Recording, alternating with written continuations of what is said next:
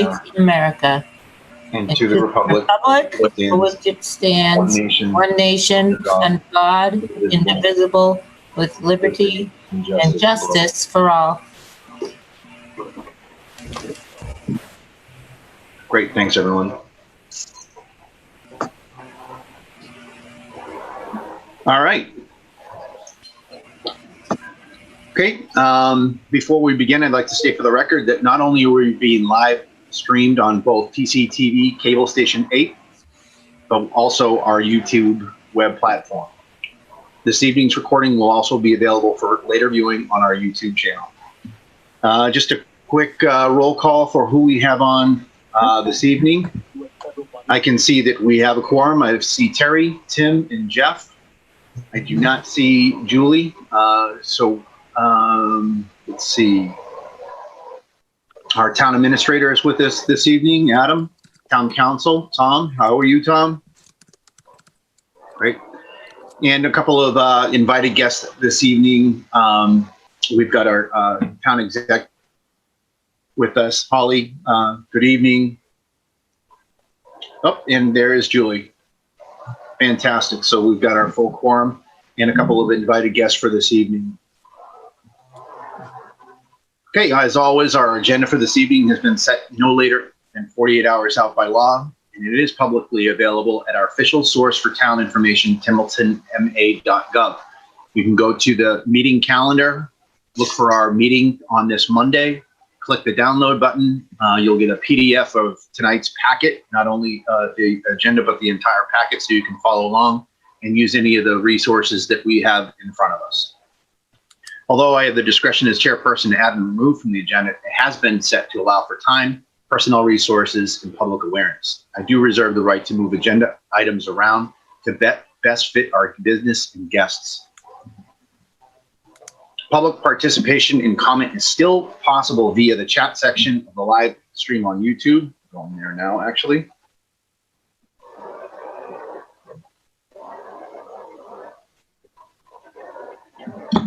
I and TCTV are monitoring the chat section and will address comments and questions as they appear or when appropriate.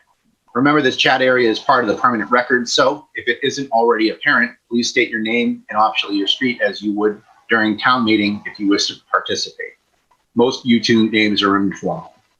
And just FYI, the live chat is about 10 to 15 seconds behind, so we might not get to your question exactly when you put it in the chat. We might have already moved on. And since March, we've been here on in cyberspace on Zoom. So just a couple of quick notes about Zoom. Please use video when possible. Although you don't need to put on your video until, if you're a guest, you don't need to put on your video until you're up in the agenda. Please use the mute feature when you're not speaking. Although TCTV and the chair can place any and all at mute, it is easier for you to control your own button. And if you do wish to speak, just please use the raise hand feature in Zoom or just politely break in. That way you're able to speak. If you wish to see materials that we're discussing to share on the screen, you can request that of the chair or any member that has the ability to share the document. This will help keep everybody stay synchronized, and it will be helpful to our viewing public, both on TCTV Channel 8 and YouTube. Viewers of the live stream may ask questions that may be acknowledged by the chair or any other member that may be monitoring the YouTube live stream chat area. Okay, great. I do see, so I mentioned a second ago that we may take one item out of order just based on the amount of time that it would take. So I see that we have Tony Wilson with us. Tony, are you able to hear us?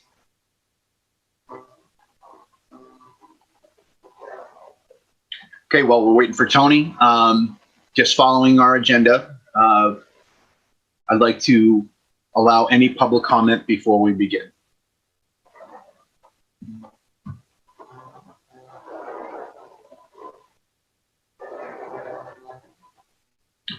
Okay, hearing none on the public comment. I don't see anything on the live chat.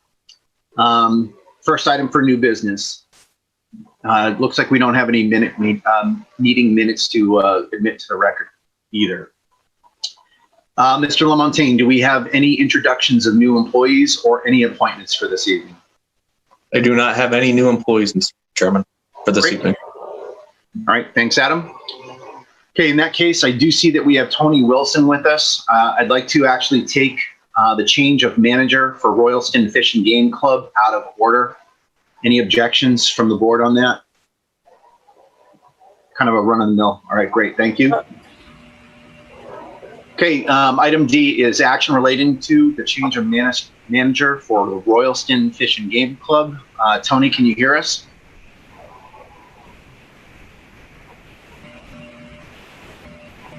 Okay, I spoke to Tony earlier. He does not have to attend, so unless a board member had any questions of him, I'll go ahead and I'll share his application on the screen.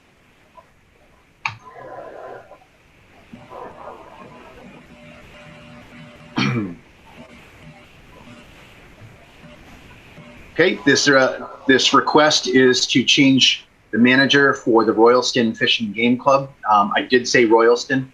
Their alcohol license is with the town of Templeton, as the majority of their property does lie within Templeton. So we do manage their okay, the change of manager.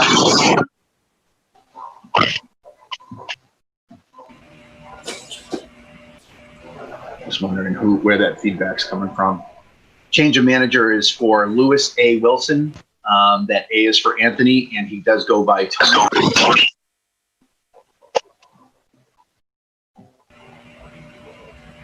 All right. I think I took care of that feedback.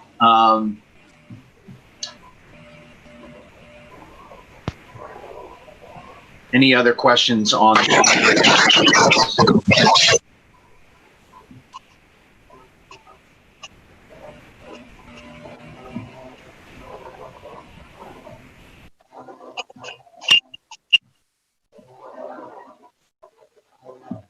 Any questions on the change of manager for the Royalston Fish and Game Club? Okay, I'd like to entertain a motion. Mr. Chairman, Yes. I move to approve the change of manager from Virginia Gingras to Lewis A. Wilson for the Royalston Fish and Game Club. Okay, thank you. Second. I have a motion and a second. Thanks, Julie. We do have Tony on. I'm not sure if he can unmute or otherwise. Are there any questions of Tony before we begin? I did speak to him earlier in Adam's office and asked if he is tip certified, and he is.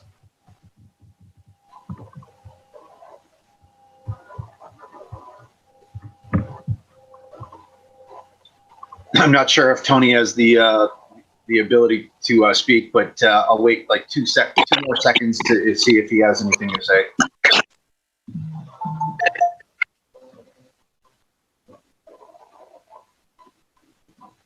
Okay, hearing nothing else. Can I ask Polly a question? Sure. Polly, everything look good to you?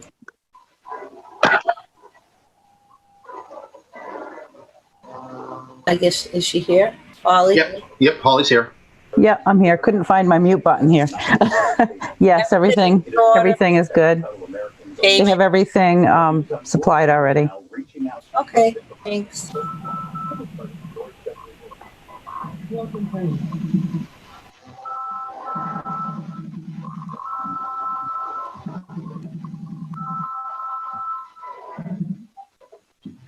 Okay, on the motion to change the manager from Virginia Gingras to Lewis Anthony Wilson for the Royalston Fish and Game Club.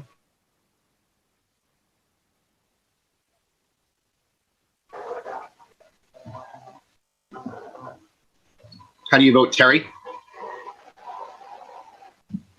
Yes. Julie? Yes. Jeff? Yes. Tim? Yes. Excellent. Okay, that passes unanimously at 6:40 p.m. Tony, I did see that you were trying to call. I'm managing YouTube and the Zoom thing, so I don't have the ability to answer the phone call, but we just voted to change you. Any final thoughts?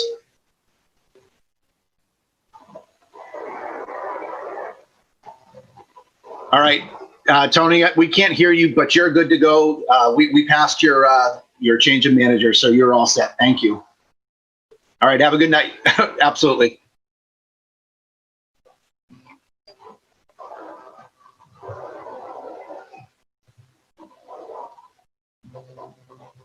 Okay, the next item that we have on our new business, going back in order, is action related to the first right of refusal. That is Catherine Carlson property on 87 Ragged Hill, Hubbardston. Adam, you and I had talked a little bit earlier about this. I think what I can do is take lead to explain the conditions on what is bringing, and this evening we have Catherine's son and daughter, Peter. We've already established that we can hear him from Germany, 12:30 in the morning his time, and then Sarah's with us as well. Sarah. Okay, a few years ago, 2016, the community, using the Community Opportunities Group, I want to make sure I'm getting the name of the agency. Community Opportunities Group. Templeton and Hubbardston secured some housing and urban development community block grants for home renovation or housing rehabilitation program. The administration of these grants flowed through the Templeton Assessor's Office. So as Catherine Carlson had applied for her property at 87 Ragged Hill Road, and it turned out to be about $33,000 worth of repairs that were sent out to bid. Chartier Construction had the winning bid and performed much of the repairs that were identified in this packet that I had access to today at the town offices. In that grant process, it's designed to rehabilitate housing to improve community projects. So a 15-year lien is placed on the property. So the intent is for all of these repairs. It's designed to keep people in houses and make sure that the housing is viable. And that's exactly what was going to take place. I know the Carlsons had emailed the board, or through Holly, she had emailed the board. They've lived in that house quite a long time, and really there had been some intent to stay there quite a long time. And I know that their situation has changed as their mother has fallen ill. So that remains the disposition of 87 Ragged Hill Road. Peter, Sarah, I believe that your intent is to sell the property, correct? Yes, it is. The process of trying to, and that's what we're trying to arrange. But I the packet there. I don't want to discuss a few things as needed. But yes, that we were trying to, my mother living out, there's a reverse mortgage on the property. So we actually have to sell the property. Otherwise we have to turn it over to the bank. Situation we have right now, we don't want to do starting to keep the and then sitting there for. Yeah. Peter, your audio is not good on my end. Sorry. So, You. sorry. No, you're going in and out. Yeah, Sarah, I agree. It is copied, but I was able to get the intent of what he was saying. And I know that we'll talk about a couple of the other considerations that you have in the sale of the house to make it also viable for both of you, trying to deal with the large balance on the mortgage that is existing. So where Templeton comes into this, that we need to either remove or not remove the lien on the intent of this 15-year grant. It was about, like you had said in your correspondence, about $33,000. Let's see some of the other facts that we have within it. You had said that the property is valued. Zillow, I think, is around $315 right now. The outstanding balance on the mortgage, existing mortgage, that would definitely have to get paid off to the bank is approximately, I think you said 275. Should be around 275,000. It's like 1,000 or something. 270 at the beginning of the year, but we're estimating about 275 right now. Okay. So the request that we have before us this evening from Mr. Carlson and Ms. Carlson is whether or not the board would approve a forbearance on the lien. Since the grant is designed to provide housing rehabilitation, the money was exactly used for that. The alternate side of the dollars are really trying to recover the intent of the 15-year. If this was on the 16th year of that of the time elapsed, it would come down to zero. But because we're at 4 years, the program's designed where the full amount or 100% would have to get paid back. So if the Carlsons tried to sell the house, the Templeton has the lien on the property, and they would have to use the proceeds to be able to pay down that lien. So the question tonight is not whether they have to pay back that money, it's whether we would remove the lien on the property. The work has already been done. Are there any other questions? Or actually, what I'd like to do is allow Peter and or Sarah, both of you, if you'd like to speak to the board. Yes, I'd like to. Am I still muted or am I off? Maybe back up a little on your screen, Peter. I think when you're closer, it's a little more the sound.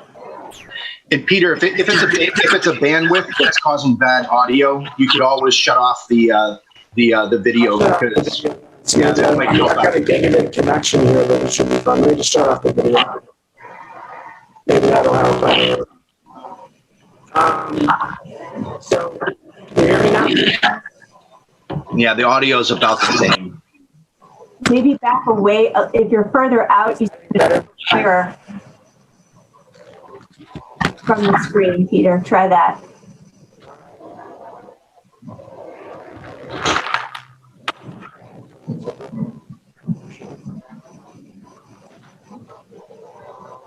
Thanks for bearing with us, guys. Yeah, absolutely. Appreciate it. I appreciate everybody taking the time. Pete, try now. Is that any better? Yes, Yes. it is. Okay. Managed to pick out a microphone here. I got plugged in. Okay. So thanks for holding with us. The situation is we always had the intent of keeping my mother in the house when we wanted to, but obviously with my mother coming down with Alzheimer's, well, first with dementia and then Alzheimer's, it progressed very rapidly, and we ended up having she had to move into 24-hour care. We were also we had an analysis done in preparation. My sister and I we realized we had to sell the house. We found out actually about the grant. We knew about the grant. We didn't know about the lien, and we found out about that when we went to pull together things to sell the house. But we were planned to to see about paying the lien off. It was fair, but we ran into additional difficulties with the septic system, which we provided documentation on this morning, because I know when Peter Sandborn put together the memorandum, and I want to thank him for that, because it's very, very clear and thought out on the issues that needed to be addressed. But we had a investigation and found out the septic system had hydraulic failure. And being over 40 years old, the recommendation is it needed to be replaced. And again, that's in the documents this morning.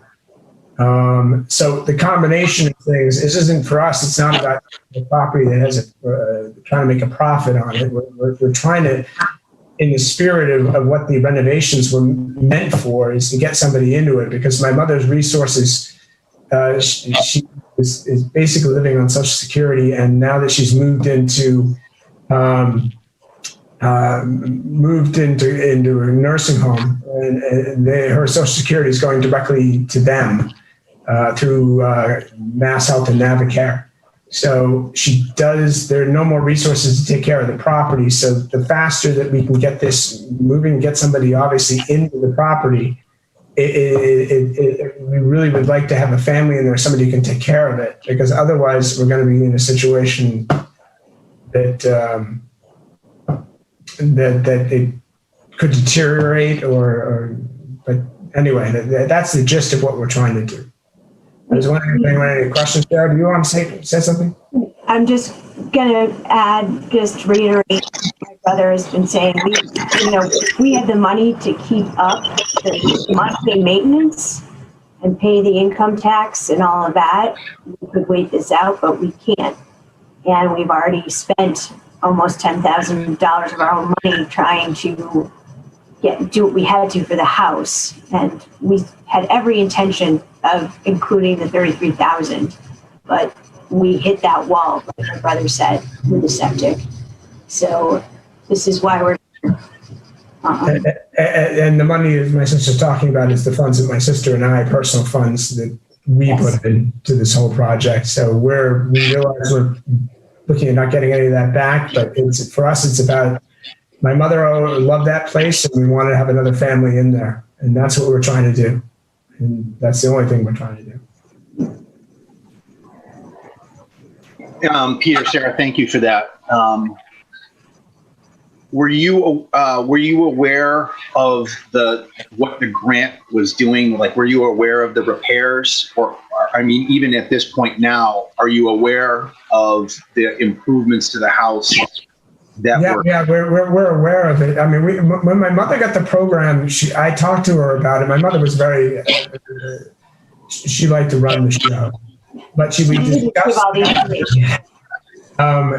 we discussed the fact that the work had been done. She said she'd applied for something, and she says suddenly came back, and I guess she applied for it and tried earlier, and it came back, and the work was being done. It was a program. But she never said anything about it, a lien or anything, so we didn't have any realizing that. What was done to the house, we're aware of what was done. One of the people actually who worked on the house is he's somebody, my mother's painter, who actually got certified to be on the project as well. So, we even now had him over to actually do some work on the house that Sarah and I are paying for to try and get the place, before we knew about the septic. And he gave us, he explained what was done because he was working on the project. So some of it's very obvious, the windows and work on the heating system and stuff in the house was done. Painting on the house there, yeah. And I'm trying to think what else that they worked on. They did tabloids and some structural stuff with the porch and some other things off the top of my head. These are the furnace. I think the wall, the furnace and stuff. And the well had already been dug before that. That was not. That was done before Sarah. That was something Mom paid for. Oh, okay. Yeah, so. Yeah, it was a lot of work. I went through the packet that we have. The application process went through Templeton, and I did go through the packet, and I saw all of the bids. Some of them were quite, like 33,000 for the repair work that was done. Some of the estimates were as high as 50. I guess where I am with this, there are definitely some financial things that put your mom in this situation, but I don't think that's really what the issue is. The issue was the spirit of the grant used, and are we following through on the spirit of the grant, which is to make sure that the reason why they put that at 15 years, so someone doesn't come in and then sells the house after 2 or 3 years with the benefit of getting all of the free repair work done, so then they get a higher profit on the house. You've clearly explained this evening that that's not what the intent is. You had it's horrible. The situation that put you here is that your mom got sick and she could not stay within the house that she loved. So the issue for me is, are we following the spirit of that community block grant and therefore the housing rehabilitation program so that it becomes a viable house within the Hubbardston community? I believe it's met that goal, although I do think, you said that a moment ago you did see the memorandum for Peter Sanborn from Community Opportunities Group. Yeah, I did see the memorandum. It was very helpful to sit there because he had been some valid, and that's what we used to drive the additional evidence and stuff of the septic system, and some of the other pieces of it. But we did see the memorandum. Holly forwarded a copy of us when. Right. I think that he did have some concerns. One of which being the septic estimate, and that the Hubbardston Board of Health had not come back to substantiate it or otherwise. He did think that a couple of your concerns might not even be a concern. You've already made the disclosure, so it won't impact as much. So I think there are some valid concerns there, but really, as the administrators of that process, I think we're still meeting the spirit of that housing rehabilitation program. So I'd like to hear from any of the other board members before we make a motion, but I'd like to help you as you had requested within your email. Any questions from the board?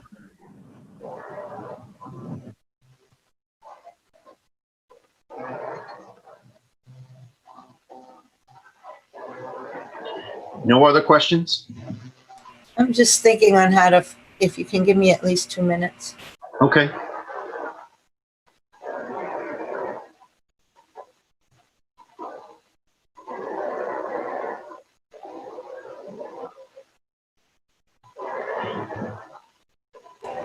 So I had sent a message to Holly and Adam, and Holly forwarded it to Mr. Sanborn about the pros and cons or consequences of forgiving the debt at this time before the sale of the house. And the response was, other than setting what could be considered setting a precedent, he didn't see any great consequence in forgiving the debt. Ultimately, if all the scenarios that Mr. Carlson laid out in his email did materialize, there would not be sufficient funds to pay off the town's loan. Thus, it might be necessary to forgive it in the long run if we don't forgive it right this second in order to enable the Carlsons to go through with the transaction. A consequence of forgiving it is that the town would not receive any amount of payback which could be used by the town to assist other homeowners or for other things that could benefit the town as a whole. So that was the answer to my earlier questions today, because my heart goes out to you. I've been there. My father-in-law had a reverse mortgage. I lost both my parents, a long time ago, and both of my husband's parents. So I sympathize or empathize with what you're going through. Yeah, Terry, I agree. And we have to get smart about a lot of things that come before the board. So I can tell you over the past couple of days, just trying to get smart on the ins and outs of a reverse mortgage. It's definitely a task because it's not a reverse mortgage is either it's good for some people and it's not good for other people. In this situation, a reverse mortgage, I believe it was 2008 when it was initiated. Reverse mortgages are not designed to pass on property. So I definitely understand what Peter and Sarah are going to need to go through to basically get rid of, or not get rid of, but basically sell 87 Ragged Hill because the situation has changed, which therein lies the problem with reverse mortgages, that it's not designed to maintain the investment that you place when you buy a house. And this has been in their family since, I believe, 1985. That's correct. Yeah. So it's in an unfortunate way for that, that property to extend through the family, but definitely that was really the kind of the trajectory from 2008 until now, which is why I'd like to help them. So the issue, or the request this evening, is for forbearance of the lien on 87 Ragged Hill Road, which we do have on that property.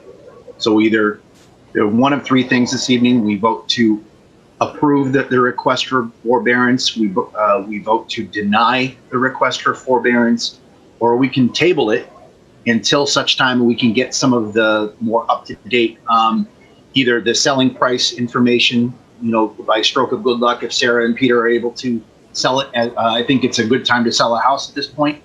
I've seen the house on Zillow. It looks, it's a beautiful house. We did a lot of work on it to get it in that state, but it did go on the market on Saturday, because right now we're in the process of having to do a short sale actually on it.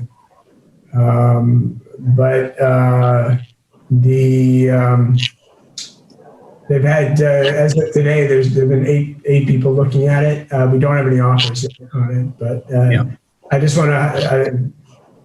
So, yeah. It did go on for 315. Yeah, that's where it is. We don't know whether we'll get an offer. Right now we're short on it. That's the other thing. But anyway, so. Yep, I understand. I understand the conditions of a short sale. It's not great for you. So that's, again, I would wind up recommending that we help you. If there are any other questions for the Carlsons.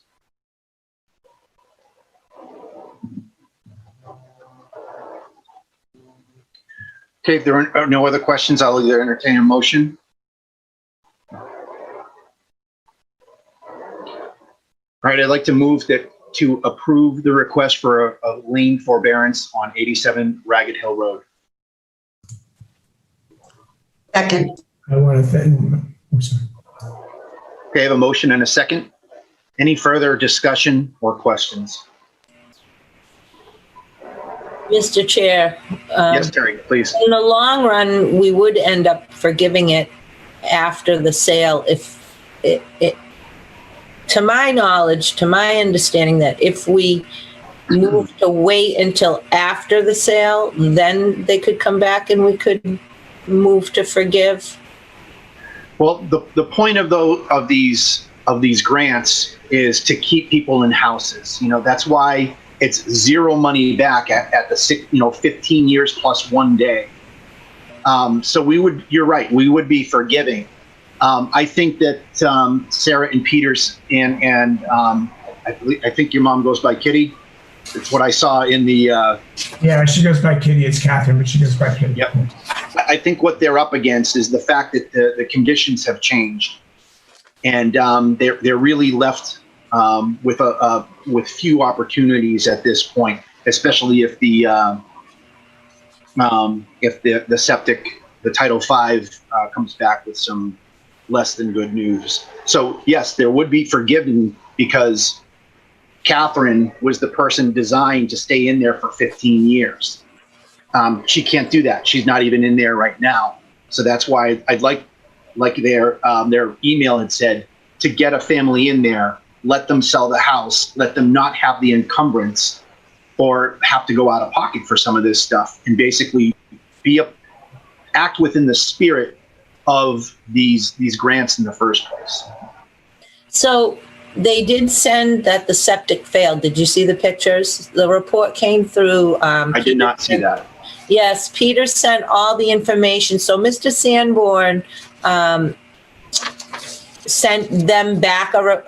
Holly sent all the information to Mr. Sanborn of the Community Opportunities Group. And he sent back a reply. And Peter and Sarah saw the reply and were grateful and went back and did all the homework of Mr. Sanborn's concerns to prove that the septic failed, sent pictures and did all the homework. My concern is for the town of Templeton right now and the Community Opportunities Group. And my preference would be to wait until the sale came through. I don't know, and I maybe Peter or Sarah could enlighten me as to how much more money they would have to shell out, because I am aware that they've already shelled out $9,000 out of pocket, because I did read everything. My thing is, how much more would they have to shell out? Would it hurt us if we waited? Because the ramification is, if we forgive it tonight before the sale of the house, the Community Opportunities Group is going to lose the money and not have that money to help other people that could need that money and be in that situation, and that it would affect the town of Templeton. So I want to. My contention would be that we've already helped them. Someone's going to buy this house to reap the benefits of the $33,000 worth of work on that house. They're basically left with the situation. They don't want the house. Catherine can't stay in it. So community, with Mr. Sanborn and the Community Opportunities Group, they still benefit by keeping the money in that house, and someone else is going to purchase it and will live in it. But then if the house sells for more than that and we could recoup the loss, that would be more money in the opportunity group for other families to utilize. So what's at stake is, it's a total loss. It's a loss in regard to that money cannot be recapped to help other people. That's what I came to understand. My question because I sent Holly and Adam that question this morning. What are the ramifications if we forgive it? And so as I read, his first response was, we'd be setting a precedent. And his second response is, that money would not be available to help anybody else. It would be a loss to the town of Templeton. And if we prematurely forgive the lien, it would be a loss to the town of Templeton and to help other people. And my second question, and I don't know how, would be, there's no insurance on that money through the Community Opportunities Group. I was wondering why they don't have insurance for situations like this where that money is totally gone. It's invested in the house. Yes, I understand. It helped their mom, Kitty, and I'm glad to do that. I've had help like that before where I couldn't sell. I had a house in Gardner and I got insulation blown in and I had to live there for a while before I could sell it. Same thing. But again, to be clear, and if any of the other selectmen have any other input or questions, that money, if we do it tonight and don't wait for the sale of the house, because there are bidding wars on houses right now. It's a seller's market. That money is not going to be available. It's a total loss, not going to be recouped for anybody else to get help with in Templeton.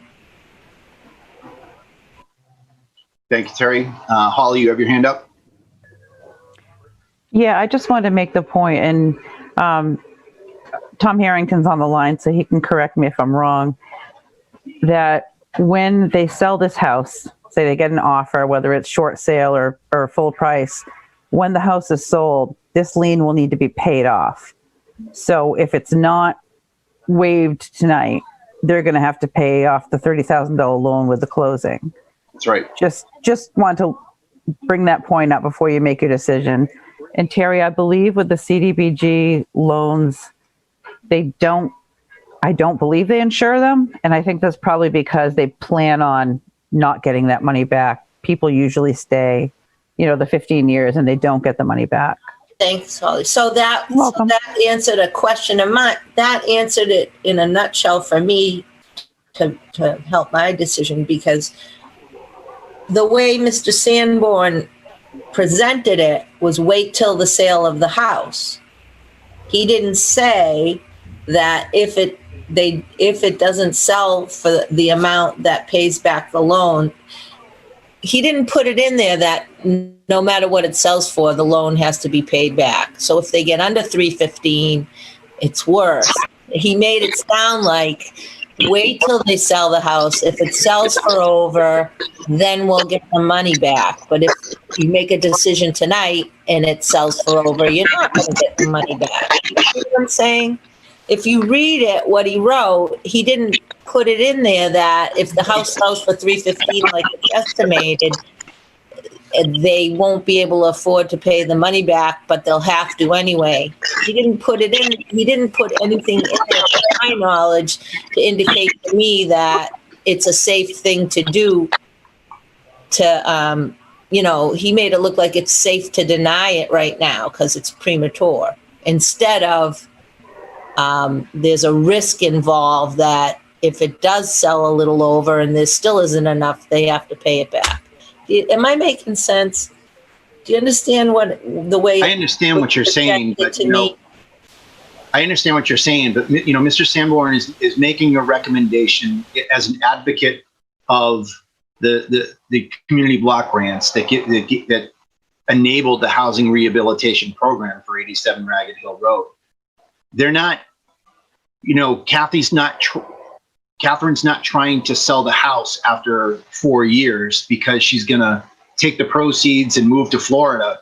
She's in a nursing home, will likely stay at a nursing home, and therefore, preemptively, Sarah and Peter are trying to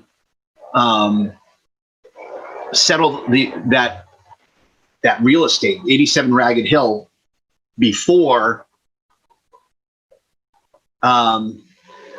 if the loan goes into, are you current, Sarah or Peter, as a question? Are you current on the loan? It's a reverse mortgage. The loan's fine. The problem is right now is that we're required to sell the property or turn it over to the bank in foreclosure. If we can't, and the problem is there are no funds available to continue for very much longer in terms of insurance, in terms of making sure we want to get somebody in there, and a short sale is going to be there's no guarantee it'll even go through, or the bank will even, the primary lender will accept it, so we're trying to get a family in there ASAP, a good, nice family or somebody who will take care of the property. And as I said, that's the goal. Okay. Thank you, Peter. So Terry, to answer your question on precedent, we're not trying to circumvent that 100% 15 years and less, or 15 years and 1 day, 0%. We're looking at the situation that's being presented to us and trying to make a decision to say, in this case, someone's not trying to leave because they're making a profit on the home or otherwise. They're leaving because she could no longer stay there. I feel, again, I don't want to cause anybody agony, and I feel very frustrated that the way it appears to me is that if it sells for less, the way it appeared to me was that we could forgive it then. But what I'm hearing now, to be clear, is that if it sells for less, or if it sells for a little bit more, And they have to come back, they can't come back to us, so it's tonight or not at all. There's no room in the future to forgive this debt, is what I'm hearing. There's no room for them to come back and forgive this debt. You said we could make a motion that we could wait till the sale of the house and see how it goes, right? And then we could approve it or deny it, approve. Yeah, I certainly gave that as an option. I would like to amend your motion. Is that what we do? To wait until the sale and then make a decision based on the final sale. It's an amendment. You have to vote on the amendment first. Okay. Didn't get a second though. If you can get the second. Holly, do you have something before she does that? Yeah, I just wanted to answer, I think it was a question that Terry was saying you couldn't wait until it sold, but you can, and they could keep, let us know if it sells, what it sells at, and come back at that time. It would just be kind of a rush thing for them. Right. It'd be like someone makes an offer that is accepted, and then you have closing on this side. I get that sometimes it's quicker, and short sale, sometimes it's not. I'm just saying at this point right now, we fulfilled the spirit of what that loan was for, and that the family's condition had changed. And so we're supporting the fact that it as much as it's been briefed to us, that it is an honest claim, and that they really do not stand much of a chance of earning a sizable profit that the entire program would try and prevent. Could we add a contingent that if it doesn't sell for an amount, that the loan would be automatically forgiven, and then they wouldn't have to come back? I would not do that. I don't want to nickel and dime the Carlsons out of money that was actually already procured, already spent and put into that house. If they're not walking away with it, they're not. I'm not. It's not them that I am feeling horrible that I'm asking so many questions. You have to believe me. I really do empathize, but I also know that there are other people out there that can, if we can somehow write an amendment or work it out, that we get that money if it works in their favor. I mean, if it goes for $375 because of a bidding war, because it's a seller's market right now, then that would give other people the same opportunity we afforded them. And that's my concern as well. It's trying to balance it out. Again, I feel like crying because I do empathize. I also care about going forward, that if there's any way that we can ensure more money in the future for people just like them, that we do that as a board, all feelings aside. Can I make a comment here on this? Yeah, I'll allow it here. Normally during the deliberation, In that case, no, I'll play by the rules. I won't then. That's fine. Okay. Jeff, Julie, Tim, anything more? Or Terry, if you're going to make an amendment, I'll pause. Mr. Chairman? Yes, Julie. I'm just curious to see what Tom Harrington may or may not have to say in regard to this situation. Has he seen it in the past? I agree with you, Mike. I don't want to nickel and dime this. There was unfortunately a situation that occurred prior to the 15 years in one day. This is certainly not something that was just, came out of nowhere and all of a sudden they want to sell their house and have a bidding war. I don't see that in all of the paperwork that I've read. So I was just curious if Tom might have some kind of thoughts on this. Has he seen it? Does he have any recommendations for the board? Hi, hello, everybody. Tom Harrington, Town Council. So I guess I'll preface my remarks with saying I haven't reviewed these. I haven't been asked to review these documents, and I haven't reviewed the documents, so I wouldn't want to offer a legal opinion. I will say that in what I've heard so far from Holly and Mike is what I typically understand this situation to be.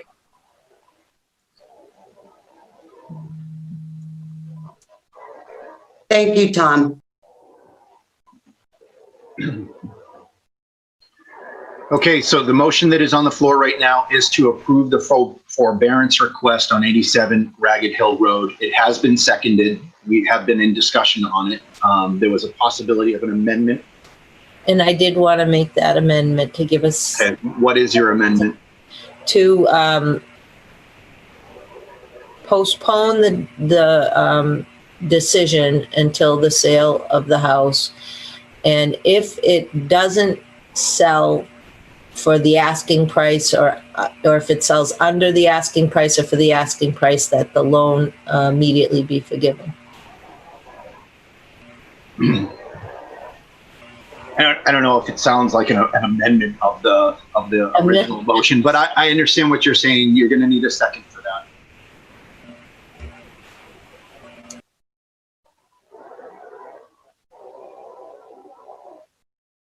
Okay, not hearing a second, the amendment does not pass. We are back to the original motion to approve the request for forbearance for 87 Ragged Hill Road. Any further discussion?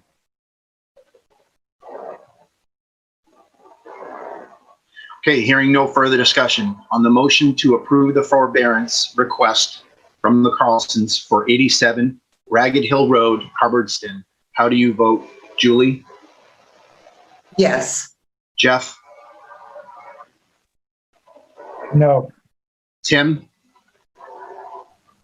Yes. Terry? Abstain. And I vote yes. So that motion passes for the request for forbearance on 1 abstained, 1 no, and 3 yeses. Sarah, Peter, thank you for joining us this evening and being able to answer those questions. I certainly Thank you. Thank you so much. Absolutely. I certainly wish you the best of luck, and I hope that your mother is faring well. Yeah, thank you. Thank you. Thank you, and good luck. Thank you so much. Good luck. Thank you so much. Good night. All right. Good night. Good night, everyone. Thank you. Thank you.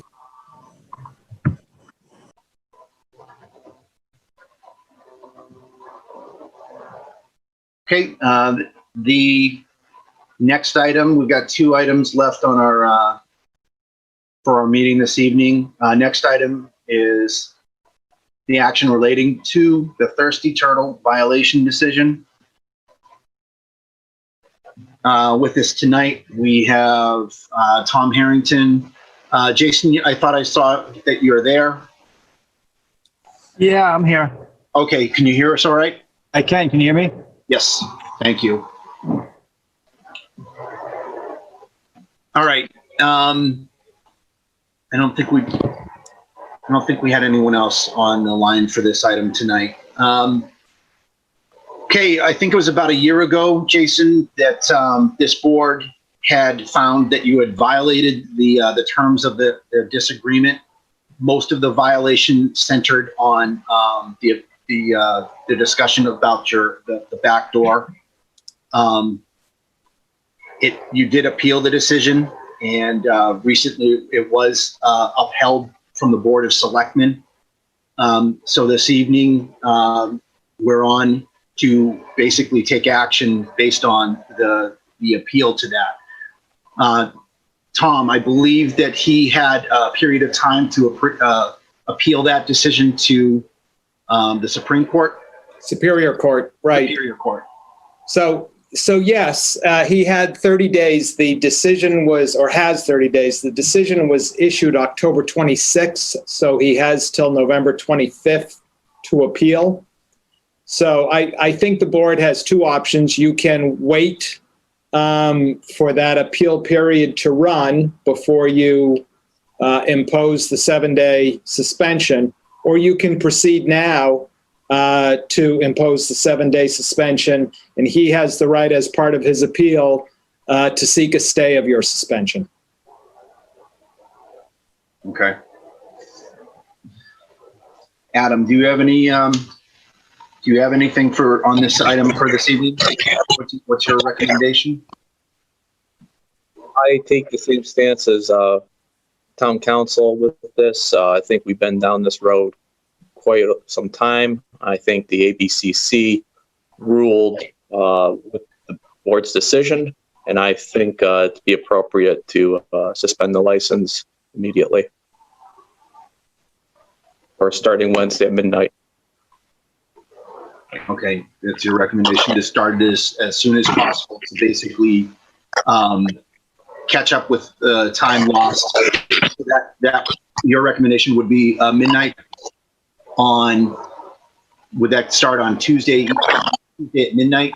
It would be Wednesday midnight. If I have that till the 18th. Correct, yeah. And that would extend to the 17th at midnight. The 18th, Mike. The 18th, right.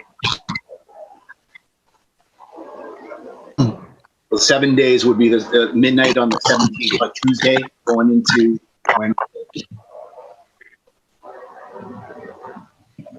So I have it, hold on a second. Hey, Mike, can I say something?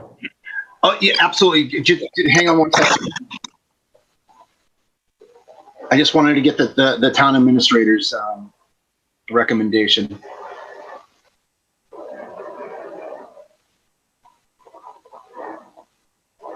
Tom, did you have something? Yeah, so I guess I had the 7 days running from midnight on Wednesday. So it's essentially open on Wednesday. But after Wednesday, they're closed for the next 7 days, and so that runs it through.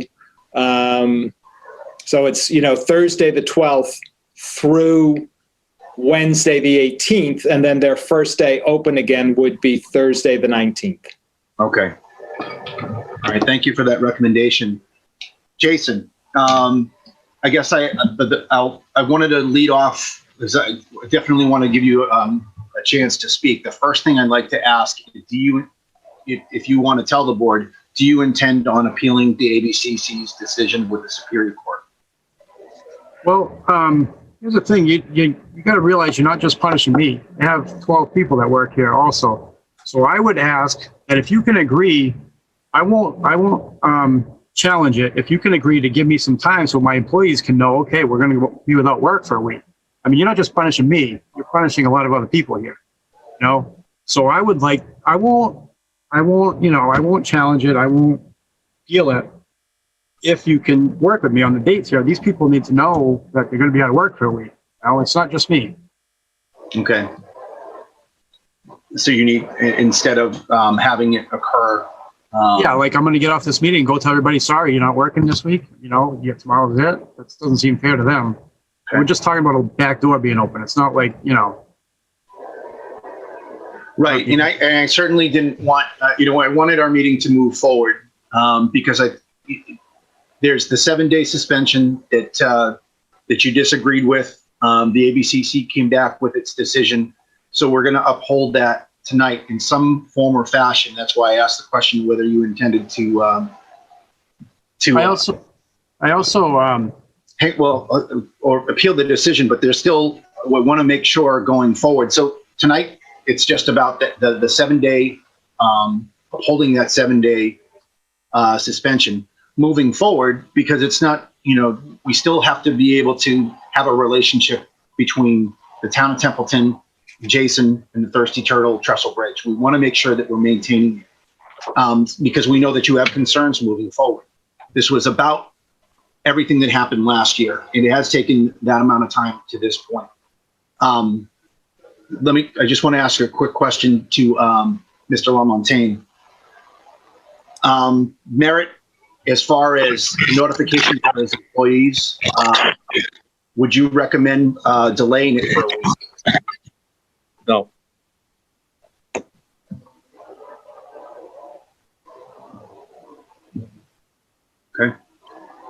I'm trying to work with you. I'm not going to appeal it if you just work with me on the other end. I mean, this isn't for my benefit. Like I said, this is for people that work here benefit. Not to mention the fact that they missed 2.5 months of work for COVID. You know, you guys, you got to look at the bigger picture. I do, and certainly COVID is happened since the last time that we had spoken. But we, as a local licensing authority, we still have to exert the authority over the places that we operate.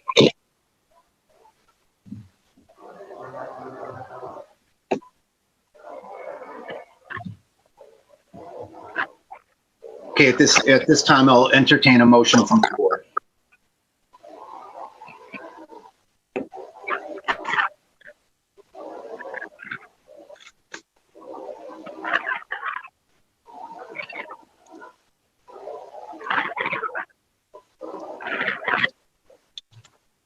Okay, I move that we authorize the town administrator, Adam, to serve the following letter on Arsenal, warning that the 7-day suspension issued by this board has been upheld by the ABCC. The suspension will begin November 18th at midnight and run until November 25th at midnight. Second. I have a motion and a second. Discussion. Mr. Chairman, were those appropriate dates? I believe it was Wednesday, November 12th through November 18th. That's what was suggested, but I would like to work with Jason Arsenault on his point about notifying his employees. I concur. And that brings them up until Thanksgiving. Appreciate that, and I'm sure the people that work here would appreciate that.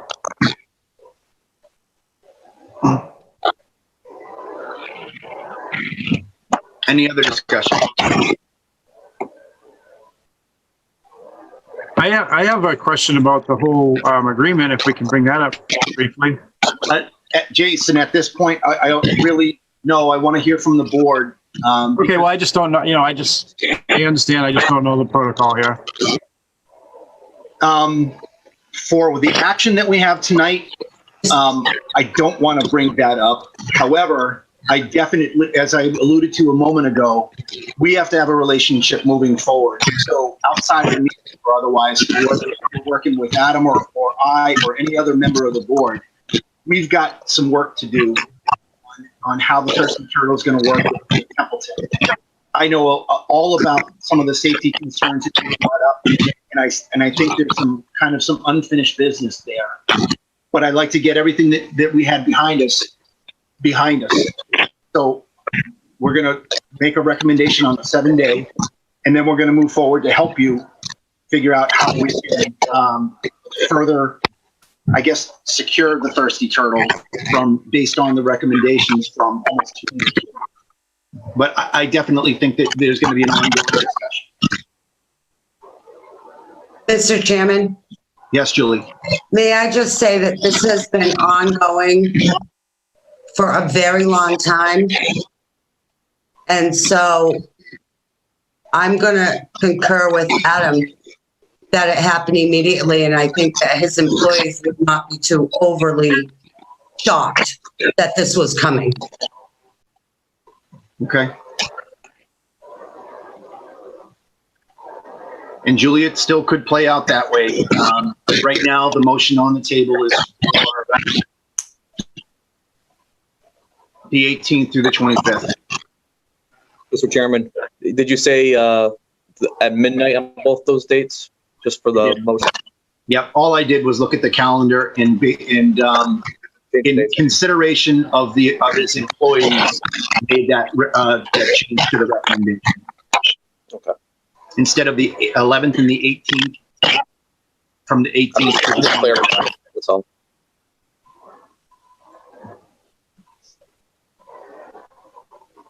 That's my recommendation.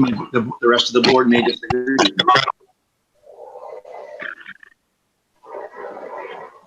At this point, any other comment from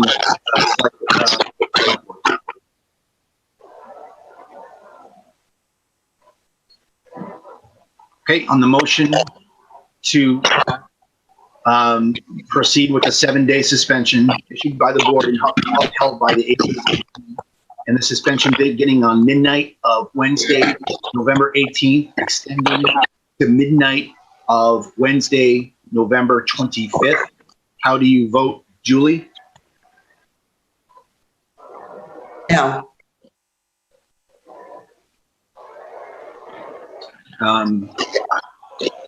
I'm sorry, Julie, I didn't hear you. No. Okay, Tim? No. Terry? Yes. Jeff? No. And I vote yes, that motion does not carry. 3 noes and 2 yeses.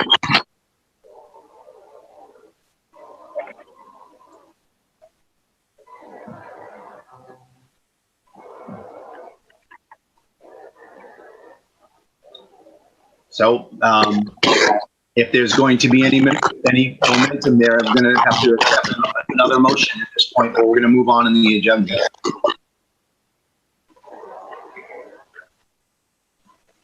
Mr. Chairman, Yes, Tim. as unfortunate as it is, as Selectwoman Richard pointed out, this has been going on for a long, long time. At another point in my life, conditions would have been much harsher than this, up to and including using a certificate of occupancy in the business license. I would propose and recommend we follow through with the suspension as originally planned, midnight on the 11th or 0001 on the 12th through the 18th. Okay, I have a motion. Do I have a second? Second. Okay, motion and a second. Any further discussion on the motion to proceed with the 7-day from the 11th to the 18th with the hours as Tim noted?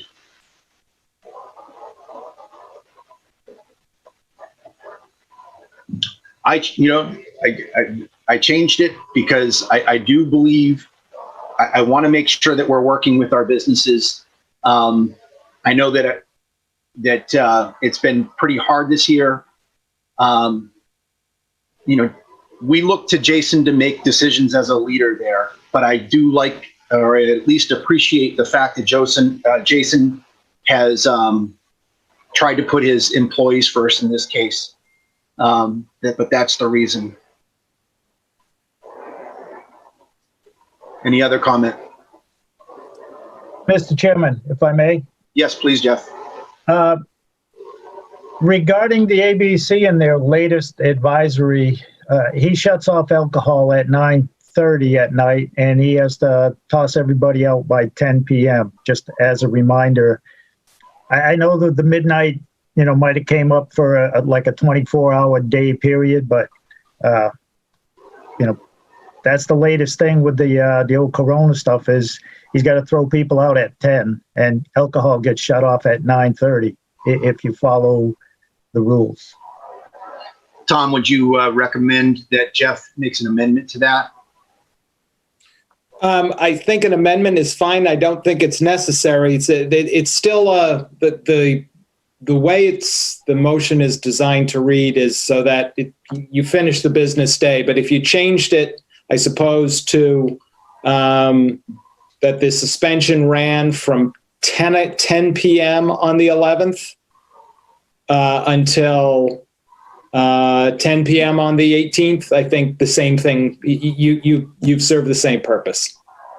Mr. Chairman, I'm sorry, that wasn't I didn't intend to try to make a motion or anything. It was just a commentary on how things are right now.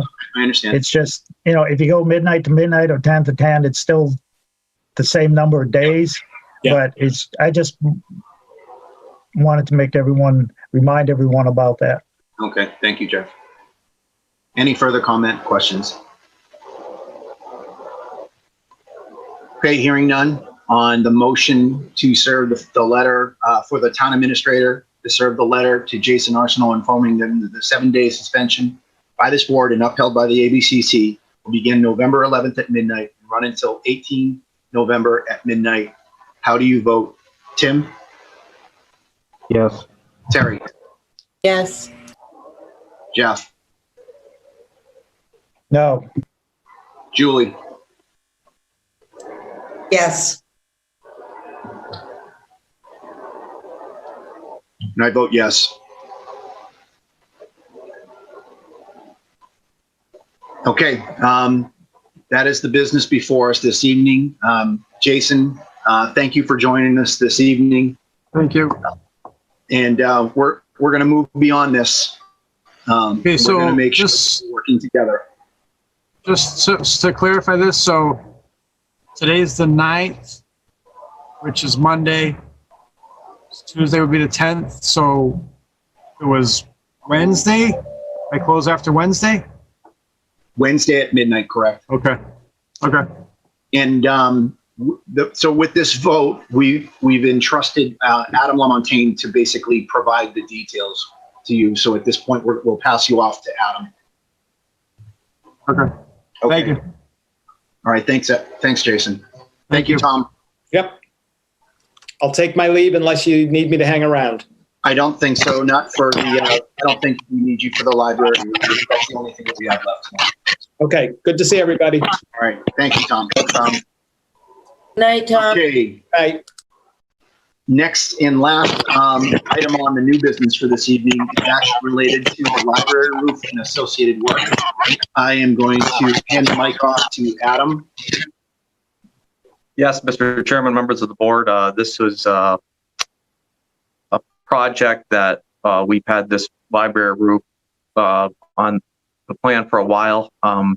Finally, it secured the support, and this is coming out of donation funds. We probably should have came in with a 20% contingency on this project. As you can see to the attached documents, we were only able to authorize 2 of the change orders for this. With the information provided to you, the architect's recommendation was to also increase this to 20%. Remember, this is a donation account, the library gift, Northward's gift. So keep that in mind on this. We should have proceeded with a 20% contingency. And that's all I have. That way we could get the necessary work done on the library and the library roof and the associated work. Okay. Thank you for that, Adam. And everyone has a lot of these. Adam, you have some feedback, so if you're not speaking, if you don't mind muting. Thanks. I appreciate that.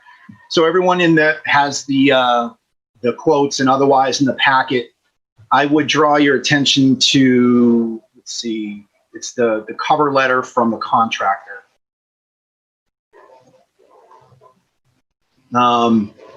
As Adam had briefed, they had some reasons. Adam, what is a PCO? What does the acronym PCO stand for? Purchase change order. Okay, that's a letter from our architect, Mr. Chairman. Okay. So he had some change orders occur, and the contractor said, you're running dangerously close now as we continue, as we enter into like the last phases of the project. So ultimately we're moving, let's see, I think we're moving the total cost.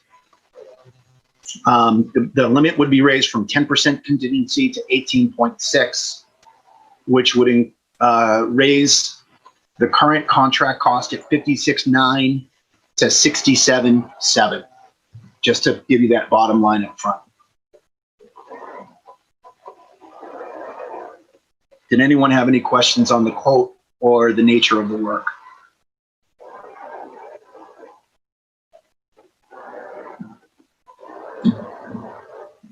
All set here. Okay. Okay, if no one has any questions, we can deliberate, but if no one else has any questions of Adam, I would entertain a motion on the library roof.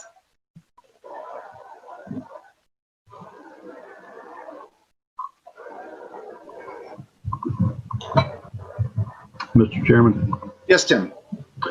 I move to amend our vote of the September 9th, 2020 authorizing the town administrator to execute an award for the contract for the roof replacement and the associated work project at the Boynton Public Library to La Rochelle Construction Incorporated of South Hadley, Massachusetts, in the amount of $56,917 to further authorize town administrator to execute such change orders as are deemed to be in the best interest of the town, not to exceed $5,750, to change the amount from $56,917 to $56,444, and add $11,288 in order to provide for the contingency.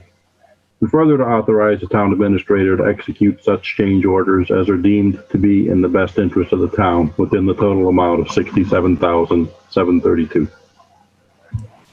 Second. Thank you for your motion. Thanks, Jeff, for the second.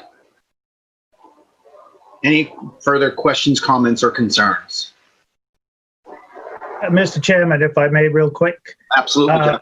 Just for the benefit of those out in TV land, and Adam can correct me if I'm wrong, but I don't believe I am. These funds are coming out of a gift that was presented to the library to do this work. Thanks for that clarification, Jeff. And even further on that, for those, I had advised people watching out there in TV land that there are some pictures within the packet, just what the contractors are either finding or needing to try and mitigate during this construction project. Their point is we might, if we run into this problem and need a change order, we may run into the same type of change order. So to give ourselves a little bit more of a buffer to be able to handle those. I certainly concur with that. The library is very important to us. Adam, I think I had asked you earlier today, like what the construction year or otherwise, and I think between you, me, and Holly, I think we established that it is a old building. So it's only necessary to be able to have the contingencies for dealing with earlier architecture.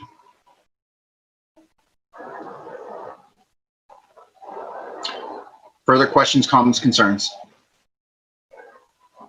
Nothing on the chat, by the way.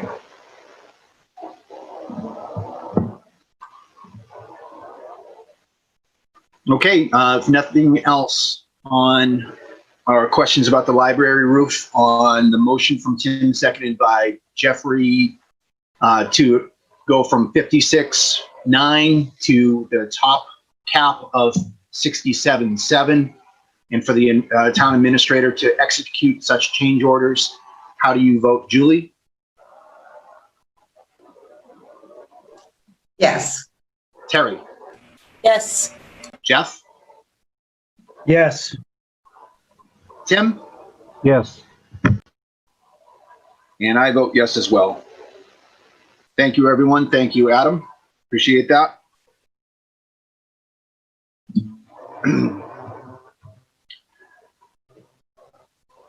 Okay, looking at my agenda for this evening, we have no old business on the agenda.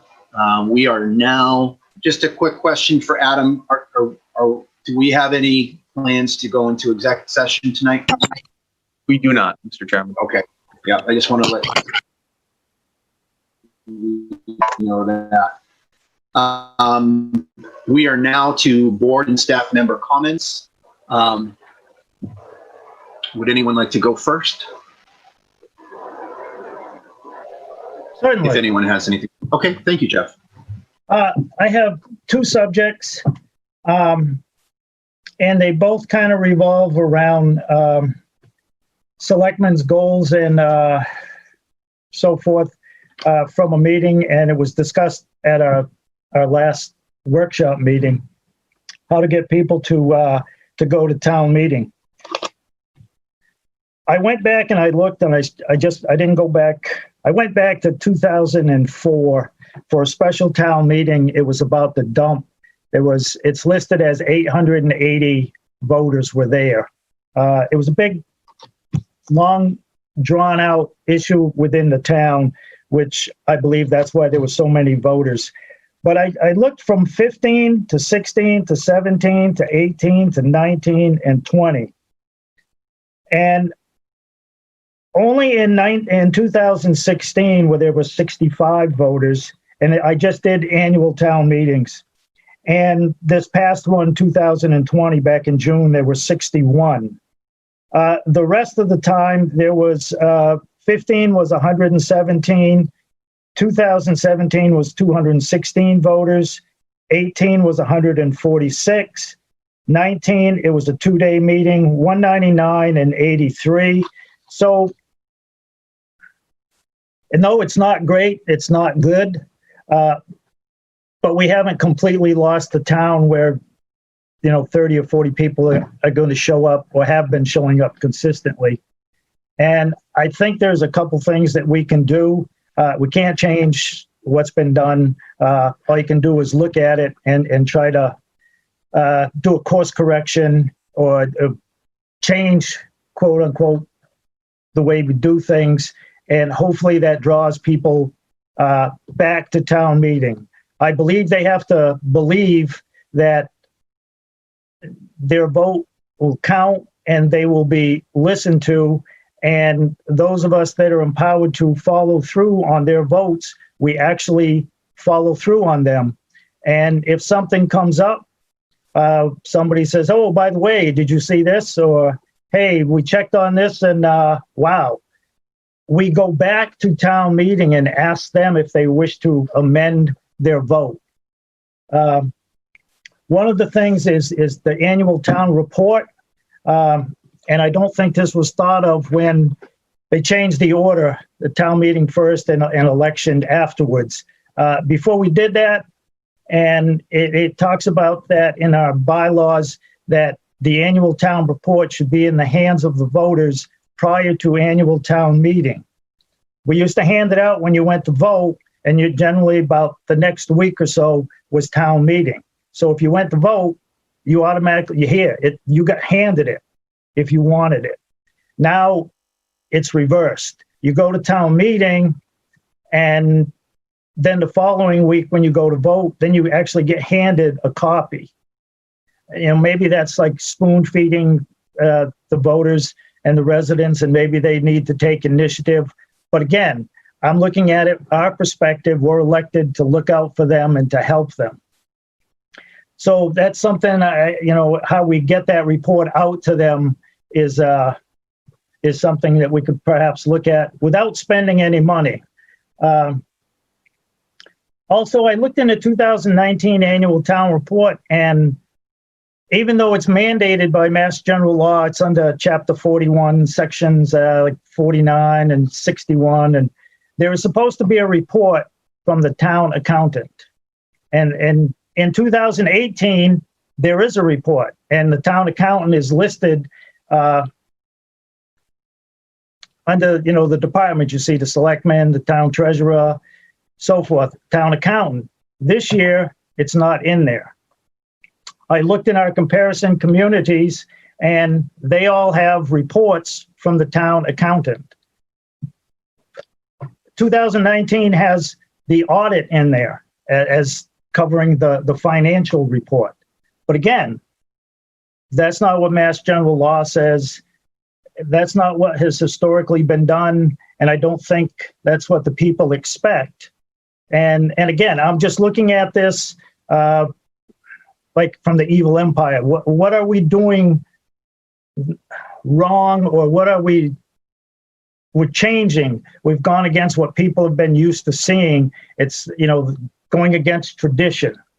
And again, I'm looking at this in perspective to try to get more people to come to be involved and think that the process that we have is worth taking time to participate in. The other thing that we have gotten off of the last 4 years or so, or maybe a little bit farther, we used to, and again, this is in the bylaws, it says that all boards, committees, commissions, etc., that expend money will report same in the annual town report. We used to report all of the town's employees' salaries in the annual town report. It's their money. We are spending it. we constantly, or we often state that, our employees are underpaid, comparison to surrounding communities. It's one thing to hear that, but if you can't read it and see it, again, pictures, visual, you can see it on the record. Wow, they make this much money. They look in Westminster, they look in Ashburnham, they look in Athol, Winchendon, Orange, Air, Montague. You can compare the salaries. And maybe you say, oh, yeah, we do pay less than, maybe this is why our police officers move on. Maybe this is why an opening on the highway stays there for so long. And again, it's financial information, has historically, traditionally been in the annual town report, and all of a sudden, the past few years, it's been missing. Again, this is something I think that we could do, correct, and showcase to people that, hey, see, we're giving you this information. Again, try to help them become involved, look at it, and think that if I participate, I'm actually going to be heard and listened to. And the other thing is town meeting. The way we conduct town meeting, our bylaws again state that our guide for town meeting is town meeting times, the most current copy. Again, I go to something that people have talked about in various places, forms, electronically, otherwise phone calls, face-to-face. The reading of the warrant articles and the motions. Town meeting times on page 54. If the reading of the articles is to be omitted, the warrant, the town meeting warrant that we are required by law to post in various places, should be printed and in the hands of or available to every voter. You split hairs, it's not the voter's guide, it's the actual warrant that they should have.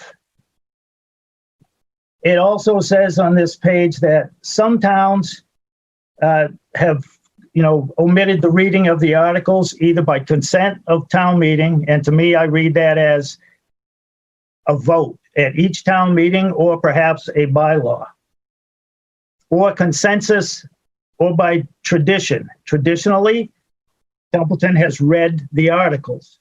Again, it's a change. It turns people off.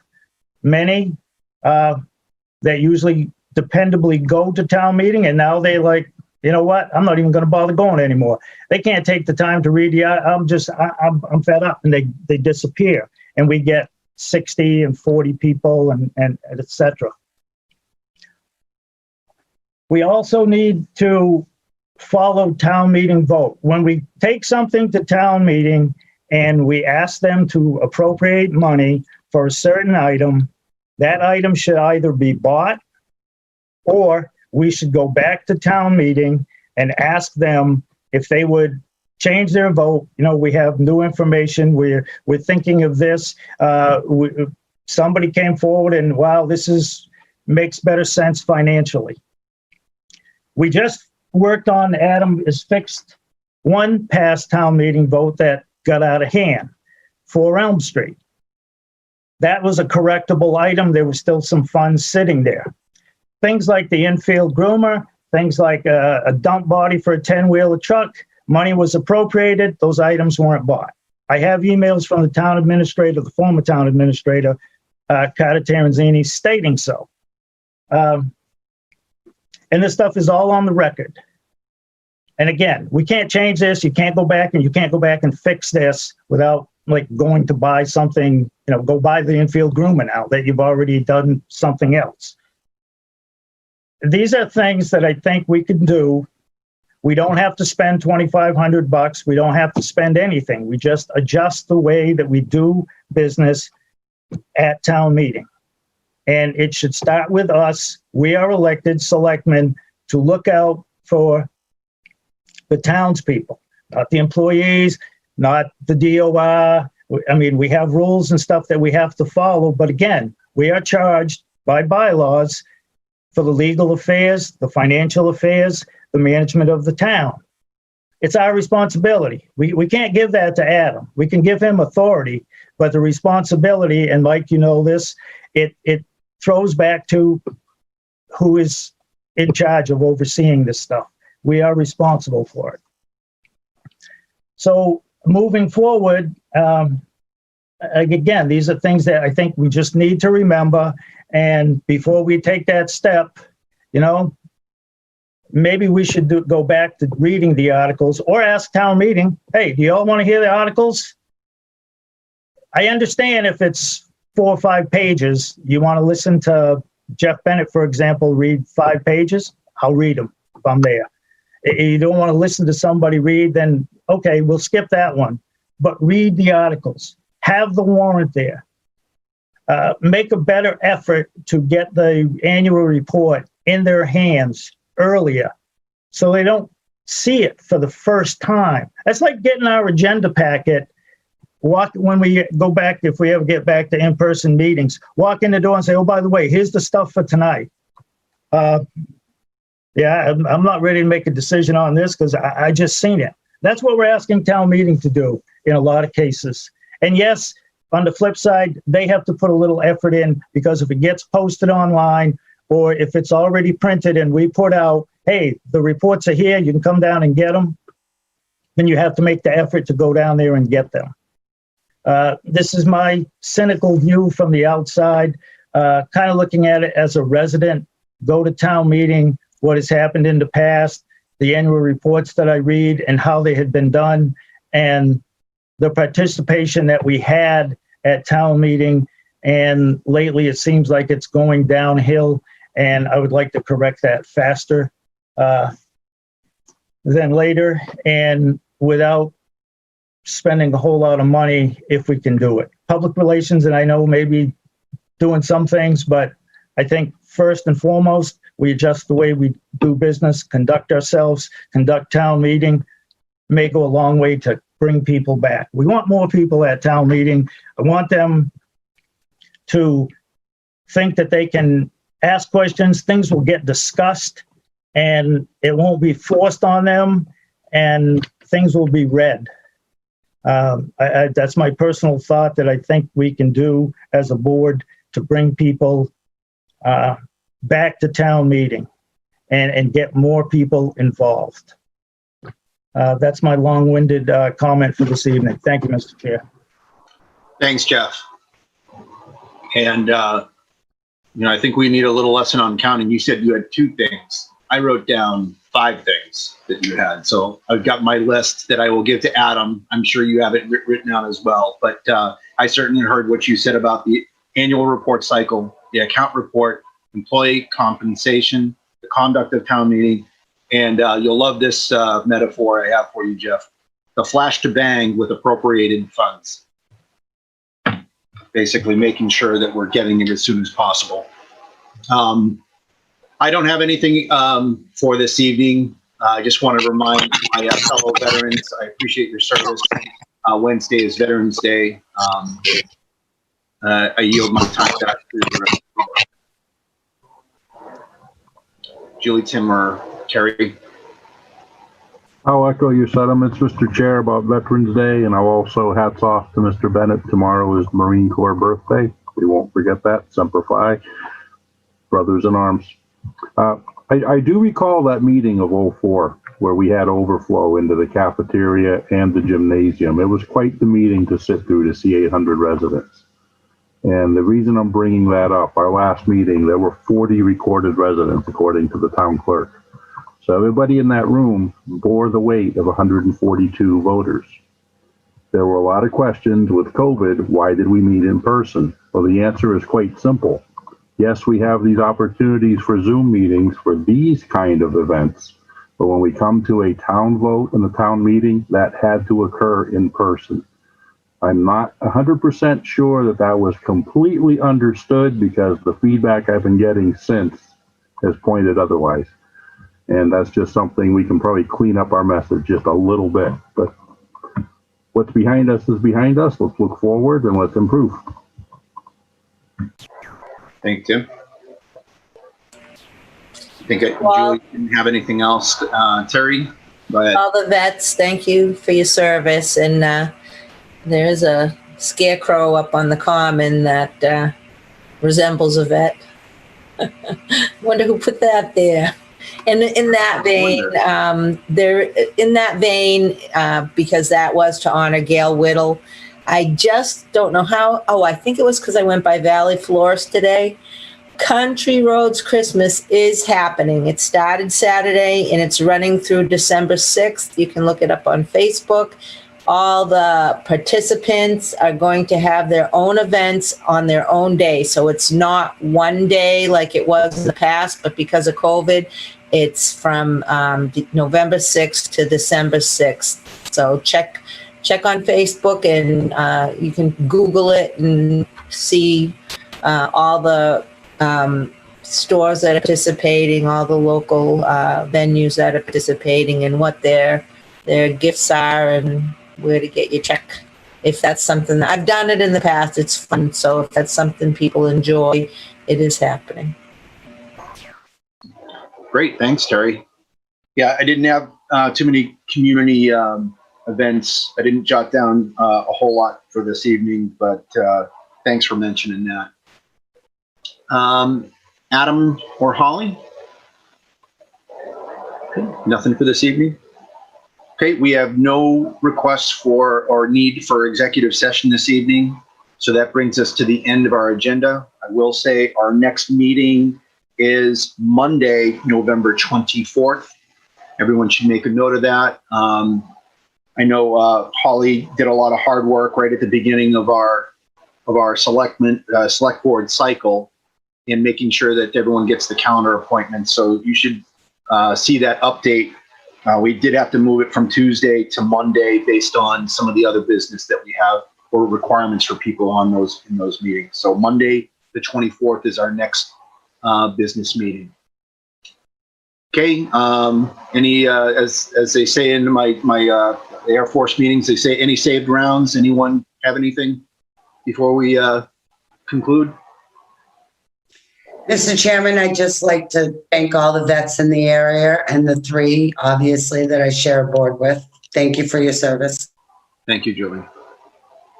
Uncle Sam thanks me once a month. And with that, I will entertain a motion to adjourn. So moved. Second. And a second. Okay. All those in favor of adjournment signify by saying aye. Aye. Aye. Aye. Any opposed? Hearing none, we are adjourned at 8:08 p.m. Thank you and have a good night. Thank you, Mike. Good night, everyone. Good night.